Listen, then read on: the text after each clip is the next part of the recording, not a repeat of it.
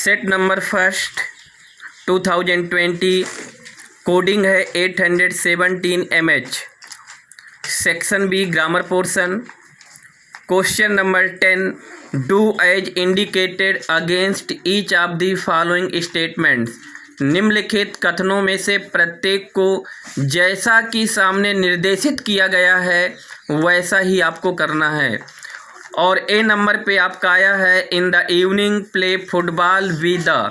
हम यहाँ पर देखते हैं कि जो वर्ड्स हैं अव्यवस्थित क्रम में रखे हुए हैं, हमें इन शब्दों को व्यवस्थित क्रम में लगा देना है, क्योंकि ब्रैकेट में यही निर्देश हमें मिल रहा है frame a correct sentences by reordering the words.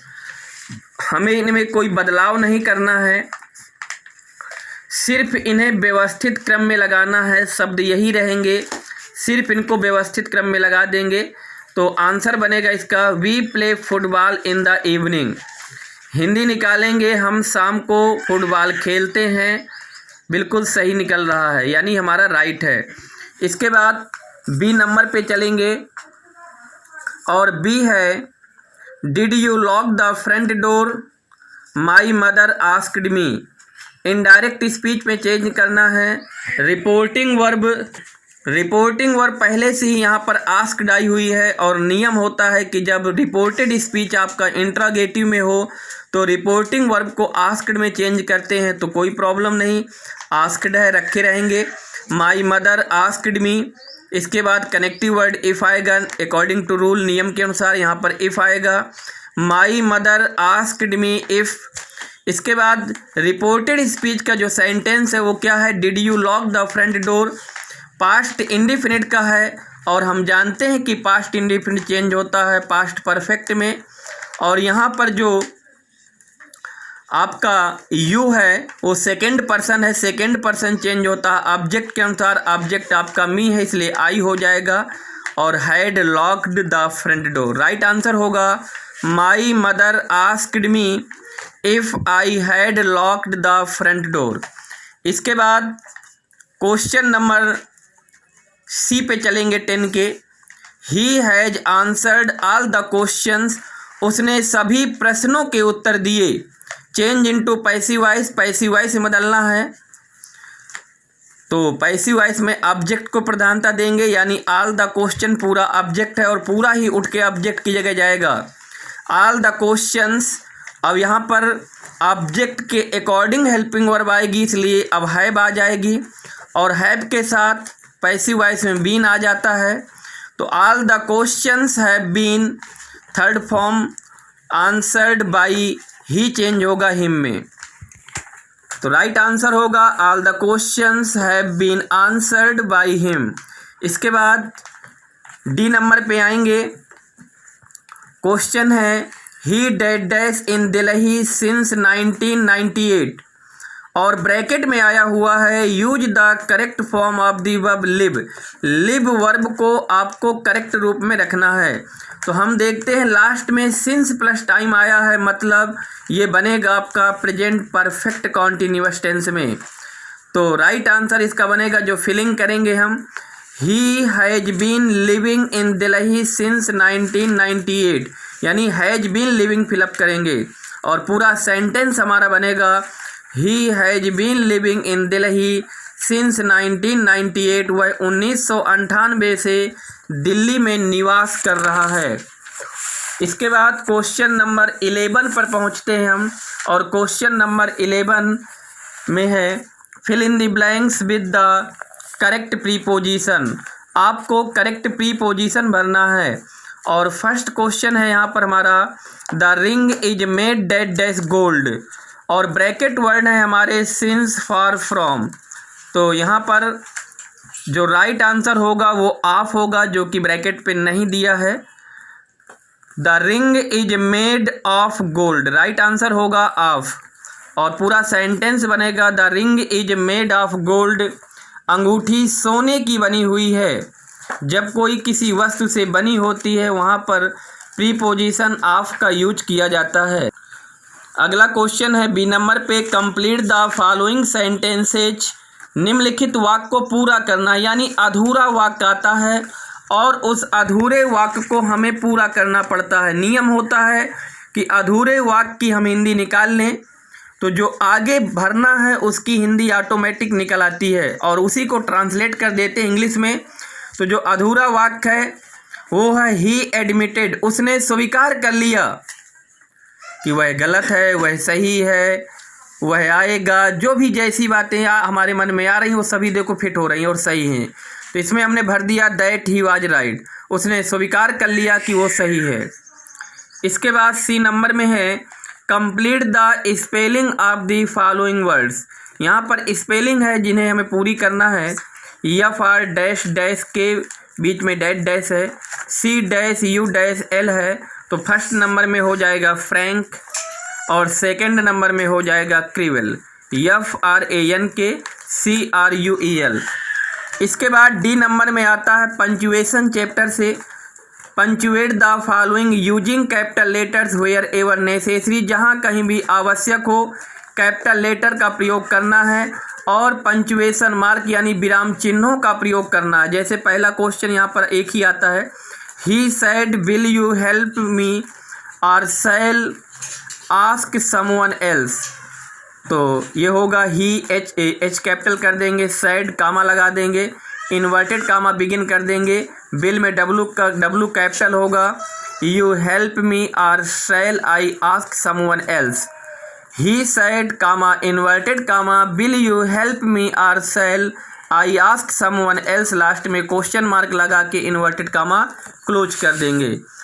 इसके बाद क्वेश्चन नंबर 12 में translate the following into English, एक स्टोरी आती है जिसे हमें अंग्रेजी में बदलना होता है, इंग्लिश में ट्रांसलेट करना है। और इसकी फर्स्ट लाइन है, एक एक लाइन पढ़ते जाते हैं और बनाते जाते हैं। नई दिल्ली भारत की राजधानी है, तो बनेगा new Delhi is the capital of India. Bharat के राष्ट्रपति और प्रधानमंत्री नई दिल्ली में रहते हैं। The president and the prime minister of India live in new Delhi. अगली लाइन है भारत के राष्ट्रपति और प्रधानमंत्री नई दिल्ली में रहते हैं। इसके बाद नई दिल्ली में लाल किला और कुतुब मीनार ऐतिहासिक इमारतें हैं। तो इसको ट्रांसलेट करेंगे, New Delhi has historical monuments like the Red Fort and the Qutub Minar. और इसके बाद नेक्स्ट आगे की लाइन है स्टोरी की, प्रगति मैदान और अप्पू घर यहाँ के आकर्षण हैं। Pragati Maidan and Appu Ghar are the attraction of New Delhi. इसके बाद question number 13, write an application to the principal of your college requesting him to arrange regular evening games. शाम के समय नियमित खेलों का प्रबंध करने के लिए प्रधानाचार्य जी को पत्र लिखना, प्रार्थना पत्र लिखना है। या अथवा में है write a letter to your father requesting him to allow you to go on an educational tour organised by our college and also to send ₹2000। विद्यालय के द्वारा एक शैक्षिक भ्रमण जो जाना है उसमें जाने के लिए 2000 रुपये की व्यवस्था करने के लिए पिताजी को एक पत्र लिखना है। तो दोनों में से कोई भी हम एक कर देंगे। जैसे हम यहाँ पर एप्लीकेशन लिख रहे हैं, द प्रिंसिपल अपने विद्यालय का नाम डालेंगे, डेट डालेंगे, इसके बाद सब्जेक्ट मटेरियल डाल देंगे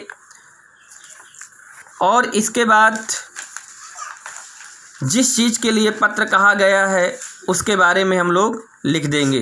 respected sir I behalf of all the students, सम्माननीय श्रीमान जी on behalf of all the students, सभी विद्यार्थियों की तरफ से I wish to bring to your notice, मैं आपकी इच्छा जैसा कि आपने बताया है, that many students want to play cricket, कि सभी विद्यार्थी क्रिकेट खेलना चाहते हैं, and football in the college ground in the evening, शाम के समय सभी विद्यालय के छात्र क्रिकेट और फुटबॉल खेलना चाहते हैं, but there is no such arrangements in your college, लेकिन आपके विद्यालय में कोई भी ऐसी व्यवस्था नहीं है।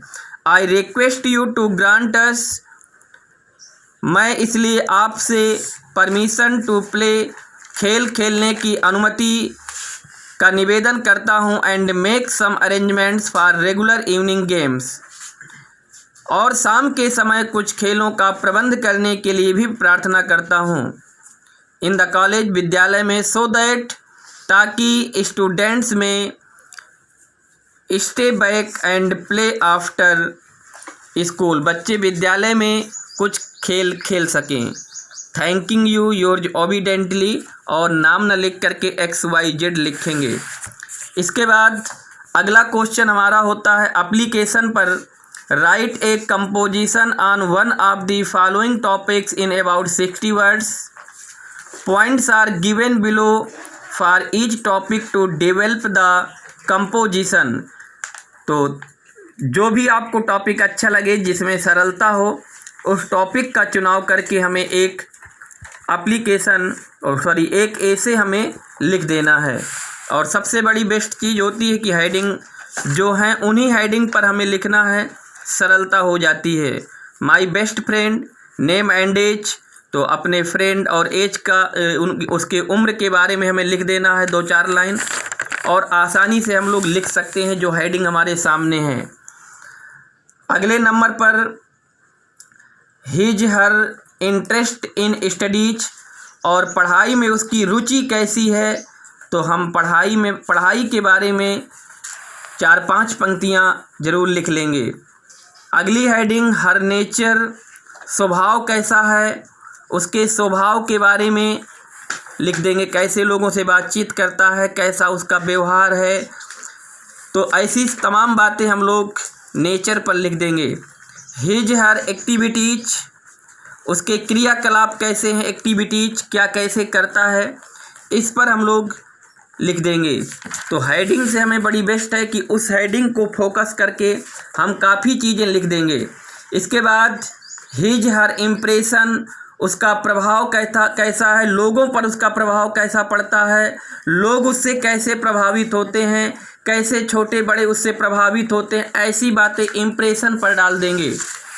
इसके बाद एक अनसीन पैसेज आती है, तो अनसीन पैसेज को हमें पहले पढ़ना है पूरी व्यवस्थित तरीके से। इसके बाद उसके नीचे दिए गए प्रश्नों का हमें जवाब देना है। अगर हमने पैसेज अच्छे तरीके से पढ़ लिया है तो ज़रूर हम उसके आंसर दे पाएंगे। Why do we sometimes envy rich people, हम कभी कभी धनी लोगों से घृणा क्यों करते हैं, ईर्ष्या क्यों करते हैं। तो इसका जवाब पैसेज जब पढ़ेंगे तो ज़रूर मिल जाएगा। We sometimes envy rich people, हम कभी कभी धनी लोगों से घृणा करते हैं, बिकॉज क्योंकि they do not have to do any work for their living, क्योंकि वो जीविका के लिए कोई भी ऐसा काम नहीं करते हैं। What are the benefits of regular work, नियमित काम के बेनिफिट्स लाभ क्या होते हैं। पैसेज पढ़ेंगे तो अंदर ही हमें इसका जवाब मिल जाएगा कि regular work gives us happiness, नियमित काम हमें प्रसन्नता देता है। सेल्फ रिस्पेक्ट बढ़ता है, हमारा आत्मविश्वास बढ़ता है, आत्मसम्मान बढ़ता है। And help in binding up our character, और हमारे चरित्र निर्माण में भी हमारी सहायता करता है।